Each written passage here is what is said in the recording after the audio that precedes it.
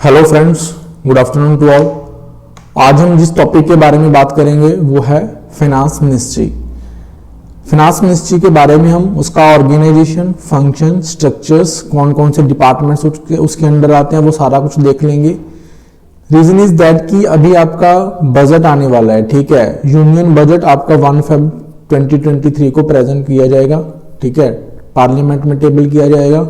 तो उसके कॉन्टेक्स्ट में जितना भी फाइनेंशियल एडमिनिस्ट्रेशन से रिगार्डिंग आपको नॉलेज होनी चाहिए, ठीक है, from the exam point of view also, वो हम डिस्कस कर लेंगे। वेरियस टाइप्स ऑफ क्वेश्चंस जो हैं यहाँ से पूछे जाते हैं, ठीक है। तो हम एक बार स्ट्रक्चर एंड ऑर्गेनाइजेशन कंप्लीट देख लेते हैं इसका, सो दैट कि जब हम बजट पढ़ेंगे तो आपको उसको समझने में कोई प्रॉब्लम ना हो। तो हम स्टार्ट करते हैं। Ministry of finance. Ministry of finance is a ministry with in the government of India. Government of India का जो आपका ऑर्गेनाइजेशनल स्ट्रक्चर है उसमें मिनिस्ट्री ऑफ फाइनेंस भी एक अलग सी मिनिस्ट्री है, ठीक है। फाइनेंस मिनिस्टर जो होता है वो आपका कैबिनेट मिनिस्टर का भी पार्ट होता है। Concern with the economy, taxation, financial legislation, financial institutions, capital markets, finances, union budget. It's office is situated in the north block. ये वाला पॉइंट आपके लिए इंपॉर्टेंट है। वहां पे जितनी भी आपकी गवर्नमेंट मिनिस्ट्रीज की बिल्डिंग्स होती हैं वो आपके 2 ब्लॉक्स में है, एक नॉर्थ ब्लॉक में, एक साउथ ब्लॉक में। और जो ये आपकी फाइनेंस मिनिस्ट्री का ऑफिस है वो आपका नॉर्थ ब्लॉक में सेटअप है। काम क्या करती है? गवर्नमेंट का जितना भी इकोनॉमी से रिलेटेड जितना भी काम है, टैक्सेशन प्रपोजल्स के बारे में, एक्सपेंडिचर के बारे में, अगर आपको कैपिटल मार्केट्स में इन्वेस्टमेंट्स करनी है, डिसइन्वेस्टमेंट्स करनी है, ठीक है, यूनियन बजट जो होता है वो इसी मिनिस्ट्री के थ्रू टेबल किया जाता है। तो ये सारा काम कौन करता है? आपका फाइनेंस मिनिस्टर करते हैं। बात करें तो अभी जो हमारे करंट फाइनेंस मिनिस्टर हैं वो आपके कौन से हैं? Nirmala Sitharaman.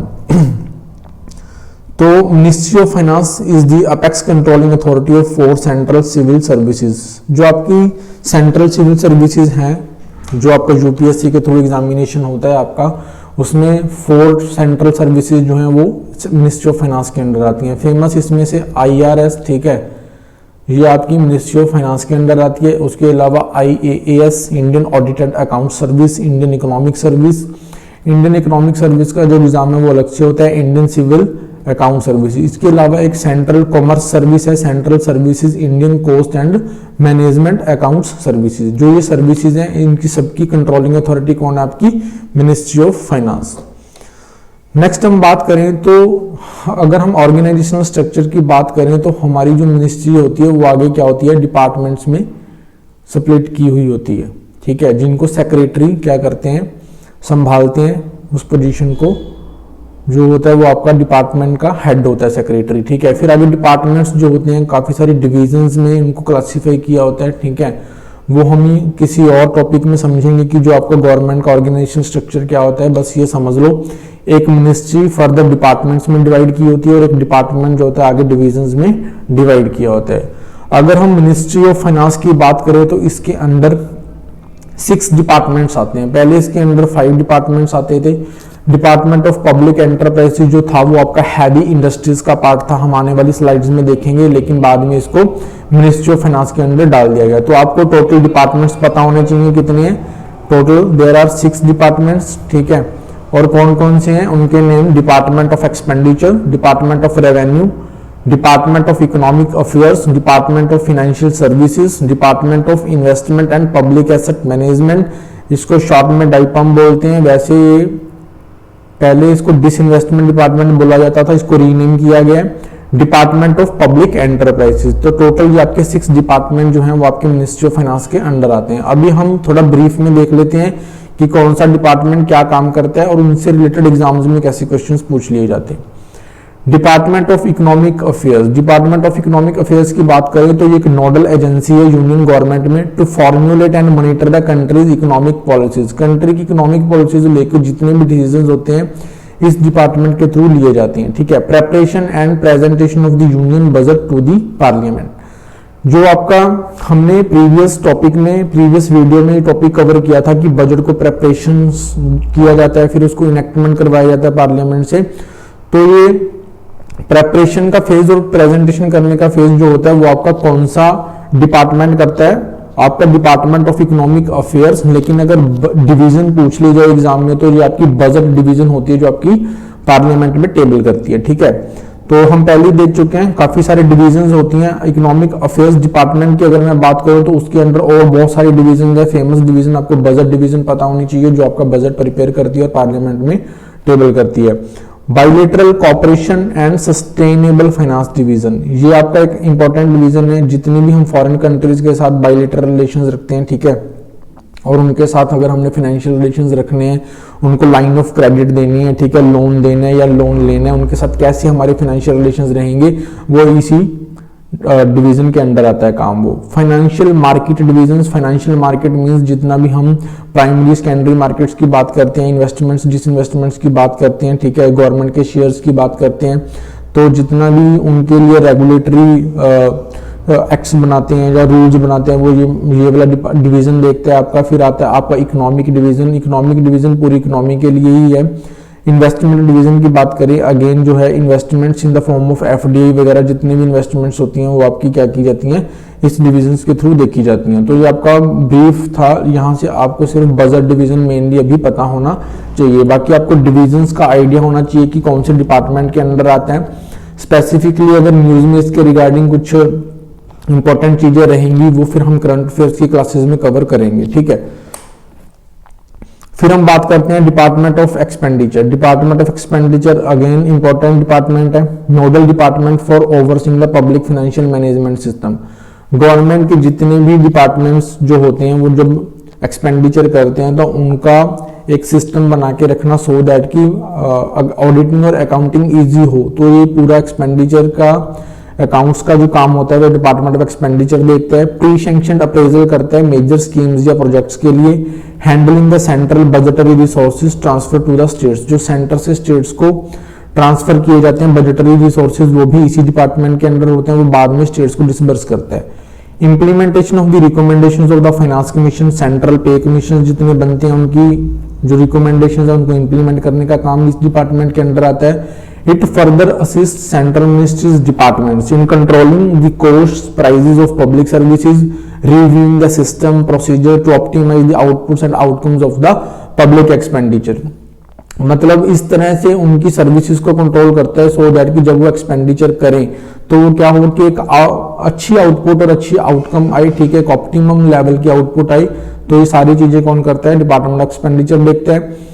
Department has under its administrative control the national institution of financial management Faridabad. Faridabad में एक इंस्टीट्यूशन है, ऑटोनॉमस इंस्टीट्यूशन है, ठीक है, तो इसी डिपार्टमेंट के अंदर काम करता है।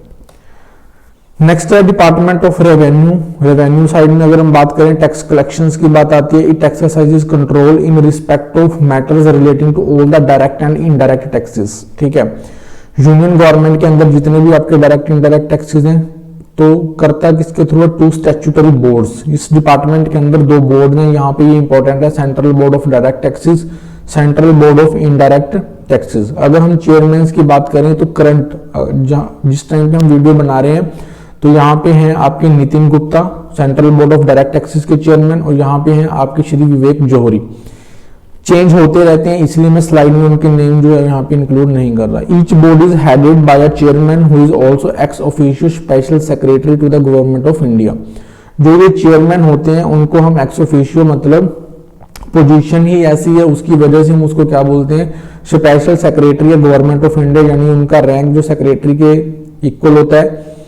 Two boards work constituted under central board of revenue act. कौन से एक्ट के थ्रू बने, 1963 में। पहले ये दोनों क्या होते थे, सिंगल बॉडी संभालता था, 1963 में इनको क्या कर दिया गया, अलग कर दिया गया। एट प्रेजेंट सीबीडीटी है 6 मेंबर्स, सीबीआईसी है 5 मेंबर्स। मेंबर्स की अगर हम बात करें वो भी सेक्रेटरीज ही होते हैं, ठीक है। मेंबर ऑफ द सीबीडीटी यहाँ पे दिया हुआ इनकम टैक्स संभालते हैं, legislation, computerisation, revenue, personnel, investigation and audit and judicial, ठीक है। इसके अलावा यहाँ पे कुछ इंपॉर्टेंट और है नहीं। यहाँ पे नेक्स्ट स्लाइड में देख लेते हैं। The headquarters of the department of revenue looks after matters relating to all the administrative work pertaining to the department. Coordination, department के अंदर जितनी कोऑर्डिनेशन का वर्क है, दो बोर्ड सीबीआईसी सीबीडीटी का काम जो है उसके ऊपर कंट्रोलिंग रहती है इनकी। Administration of the Indian stamp act 1899 सिर्फ वहां तक जहां पर सेंटर की ज्यूरिडिक्शन है। सेंट्रल सिविल टैक्स, अभी काफी सारे टैक्सेस हैं जो मर्ज हो गए हैं जीएसटी में। Narcotics, drugs and psychotropic substances act 1985 जो काफी न्यूज में रहते हैं, ठीक है। Smugglers and foreign exchange manipulators, और यहाँ पे काफी सारे एक्ट दे रखे हैं। Foreign exchange and management act, ये भी इसके डिपार्टमेंट के अंडर ही आता है। मतलब इस एक्ट्स के थ्रू काफी सारी चीजें होती हैं जिनको वो क्या करते हैं, कंट्रोल करते हैं। Prevention of money laundering act 2002, conservation of foreign exchange and prevention of smuggling activities. यहाँ पे अभी दो जो आपके एक्ट्स हैं वो न्यूज में है, एक तो 1999 और एक आपका money laundering, prevention of money laundering act. ये दोनों एक्ट्स के बारे में आपको डिटेल में पता होना चाहिए, हम अपनी किसी और वीडियो में इन दोनों को कवर कर लेंगे। फेमा भी न्यूज में इसलिए भी है क्योंकि फॉरेन यूनिवर्सिटीज का कैंपसेस जो है वो इंडिया में उनको स्टैब्लिश करने के लिए गवर्नमेंट की अप्रूवल मिल चुकी है, ठीक है, यूजीसी ने उनको अलाउड कर दिया है। तो वहां पे क्लॉज रखी गई है कि जो उनका वो यहाँ से अपना रेवेन्यू वापस लेके जा सकते हैं अपनी जो जहाँ से उनकी ओरिजिनल कंट्री है, ठीक है। तो वो एक्सचेंज जो होगी वो आपकी फेमा रूल्स के अंडर होएगी। तो फेमा जो है आपका क्या है, न्यूज में है, इसके बारे में फिर कभी डिटेल में डिस्कस करेंगे। Department of financial services covers banks, insurance, financial services provided by various government agencies and the private corporations. यानी कि बैंक्स के रिगार्डिंग जितना भी कंट्रोलिंग है, कुछ कानून बनाने हैं, ठीक है। आरबीआई के अलावा अगर कोई काम करता है तो वो कौन करता है, कैडर कंट्रोलिंग होता है, जैसे मान लो अपॉइंटमेंट्स होती हैं तो वो ये वाला डिपार्टमेंट देखता है, ठीक है। It also covers the pension reforms and industrial finance and micro small and medium enterprises schemes जैसी हैं फाइनेंस से रिलेटेड, लाइक प्रधानमंत्री जनधन योजना जो है, ठीक है, वो इस डिपार्टमेंट ने ही बनाई थी। यहाँ पे ये वाला क्वेश्चन इंपॉर्टेंट है कि ये किस डिपार्टमेंट के अंडर आती है। Department of disinvestment has been named as department of investment and public asset management. पहले इसको डिसइन्वेस्टमेंट डिपार्टमेंट बोला जाता था। A decline aimed at the proper management of the center's investments in the equity, including its disinvestment in the central public sector undertakings। बनाया क्यों गया है? So that कि जो लॉस मेकिंग आपके एंटरप्राइजेज हैं उनमें से आप डिसइन्वेस्टमेंट करके कहीं अच्छी जगह पे दोबारा उसको री इन्वेस्टमेंट की जाए। जैसे अभी गवर्नमेंट ने रिसेंटली अपना LIC में स्टेक बेच दिया है, IDBI बैंक जो है उसमें जो स्टेक जो है उसमें सेल करने के लिए गवर्नमेंट ने प्रपोजल रखा हुआ है। तो इस तरह की काफी सारी डिसइन्वेस्टमेंट्स होती हैं। बजट में आपका डिसइन्वेस्टमेंट टारगेट भी रखा जाता है कि गवर्नमेंट कितना इस साल में डिसइन्वेस्टमेंट करेगी। जो अभी पिछले वाला बजट था हमारा 2021-2022 के लिए, उसमें जो हमारे प्रपोजल्स रखे गए थे, ठीक है, 22-23, उसमें वो अभी कंप्लीट होता दिख नहीं रहा है, ठीक है। 22-23 का जो टारगेट है वो भी आपका कंप्लीट नहीं हुआ। तो इस तरह की आपको फिगर्स भी बजट में थोड़ी पता होनी चाहिए कि कितना टारगेट रखा हुआ है और किस सेक्टर में गवर्नमेंट काम करना चाह रही है। फाइनेंस मिनिस्टर अरुण जेटली ने अनाउंस किया था रीनेमिंग बजट स्पीच 2016-17 में जब उन्होंने दी थी। Initially set up and independent ministry, the ministry of disinvestment. दिसंबर 1919 में department of disinvestment came into existence in May 2004 when the ministry was turned into department of the ministry of the finance. पहले ये अलग मिनिस्ट्री थी लेकिन बाद में इसको डिपार्टमेंट बना दिया गया। The department took up all the functions to the of the erstwhile ministry while broadly was responsible for a systematic policy approach to disinvestment and privatization of the public sector। Public sector units जो हैं उनको अगर privatisation करना है उसके regarding में ये decision जो है वो यही वाला डिपार्टमेंट लेता है। उसके बाद आता है आपका डिपार्टमेंट ऑफ पब्लिक एंटरप्राइजेस। जितनी आपकी गवर्नमेंट कंपनीज हैं, कॉर्पोरेशंस हैं, ठीक है, उनके रिगार्डिंग पहले ये एक अलग से मिनिस्ट्री होती है, किसी और मिनिस्ट्री के अंडर आता था, heavy ministry of heavy industries के अंडर आता था, लेकिन बाद में इसको अलग करके क्या कर दिया गया, एक अलग मिनिस्ट्री फाइनेंस मिनिस्ट्री के अंदर भी इसको एक डिपार्टमेंट बना दिया गया।